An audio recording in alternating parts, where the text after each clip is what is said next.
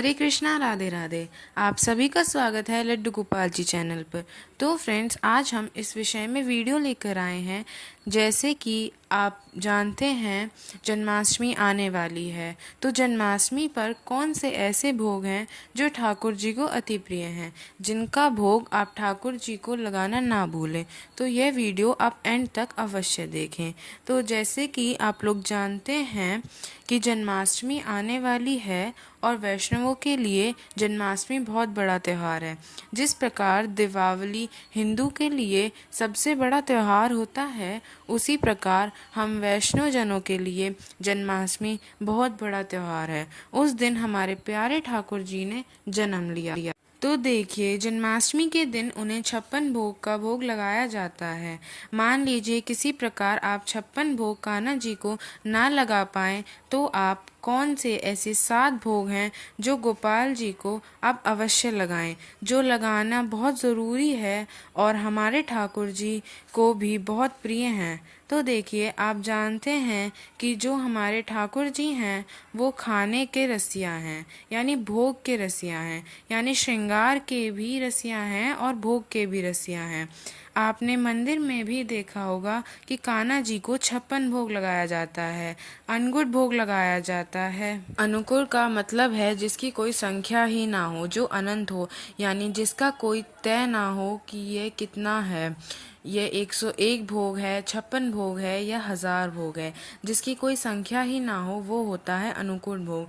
तो ठाकुर जी को यह भोग बहुत प्रिय है। और जन्माष्टमी तो वैसे भी विशेष त्यौहार है हमारे प्यारे का। जन्माष्टमी पर ठाकुर जी की विशेष पूजा होती है, विशेष स्नान होता है और भोग भी विशेष लगाया जाता है। यानी जन्माष्टमी अपने आप में ही एक विशेष त्यौहार है। और देखिए, आपको मैं बताती हूँ कौन कौन से भोग हैं जो आपको ठाकुर जी को लगाने चाहिए।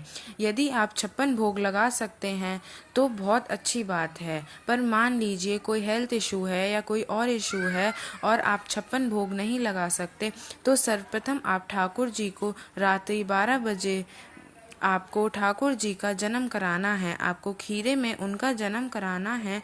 और जैसे ही ठाकुर जी जन्म ले लें, प्रकट हो जाएं, तो सर्वप्रथम उन्हें स्नान करा के, श्रृंगार करा के आप उनका शहद से भोग लगाएंगे। आप लोग जानते ही हैं कि ठाकुर जी को माखन मिश्री कितनी पसंद है, तो इसलिए आप उसके बाद ठाकुर जी को माखन मिश्री का भोग अवश्य लगा और फिर उन्हें भोग लगाते हैं धनिये की पंजीरी का। जो लोग व्रत करते हैं वो भी अपना व्रत उस भोग के धनिये वाली पंजीरी से ही खोलते हैं और ठाकुर जी को भी भोग लगाते हैं धनिये की पंजीरी का।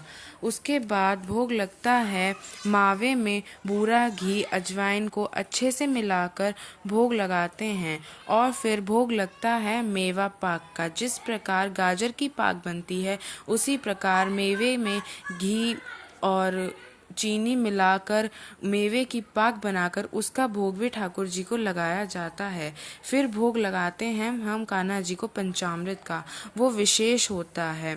उसके बाद भोग लगाते हैं खीरे का। खीरे का भोग लगाना अति आवश्यक होता है। उसके बाद भोग लगाते हैं किसी ऋतुफल का जो आसानी से मिल। और एक बात का आप विशेष ध्यान रखें, ये 7 भोग तो आप लगाए ही, बाकी कोई और भोग भी लगा सकते हैं, परंतु आप जो भी भोग लगाएं उसमें तुलसी पत्र अवश्य डालें, क्योंकि बिना तुलसी के कान्हा जी भोग ग्रहण नहीं करते।